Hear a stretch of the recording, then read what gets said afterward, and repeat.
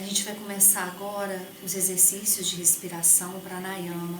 E para a gente poder ressaltar a importância da respiração, eu vou contar para vocês uma historinha que fala sobre a importância da respiração.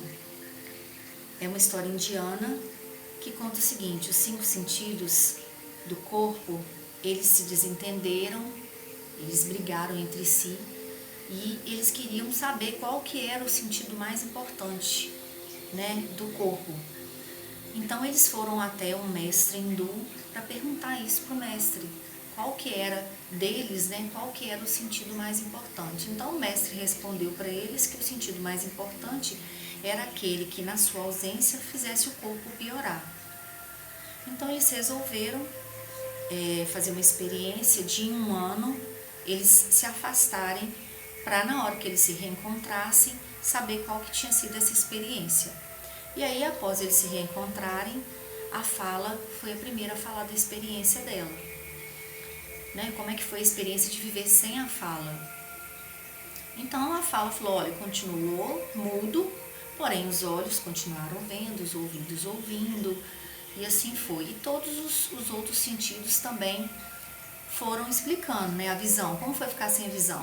Viveu como cego, mas continuou falando, continuou escutando, e aí chegou a vez da respiração. Quando chegou a vez da respiração, a respiração falou assim: olha, foi impossível viver sem respirar. Então eles chegaram à conclusão, diante dos relatos, que o sentido que seria impossível viver sem ele era sem a respiração. Como que ia continuar vivendo sem respirar? E assim é, a respiração é a nossa função mais importante do nosso corpo. A gente não tem como viver sem respirar. É a primeira coisa que a gente faz quando a gente chega nesse mundo e vai ser a última coisa que a gente vai fazer quando deixar esse mundo. E os mestres de yoga, sábio como eles, já sabiam disso. Então eles estudaram os tipos de respiração que ajudavam o corpo a melhorar, que ajudavam o organismo a ficar mais calmo, mais sereno. E assim surgiram os exercícios de respiração, que são os pranayamas.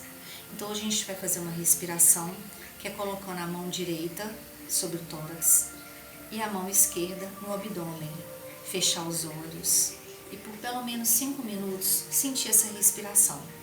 A respiração yoga ela é feita só pelo nariz. Então, inspirando, enchendo bem os pulmões de ar, sentindo as mãos se movimentando um pouco, o corpo indo um pouquinho para frente. E na expiração, o corpo voltando, o abdômen voltando para dentro. Então, inspira, sentindo a expansão da respiração, expirando.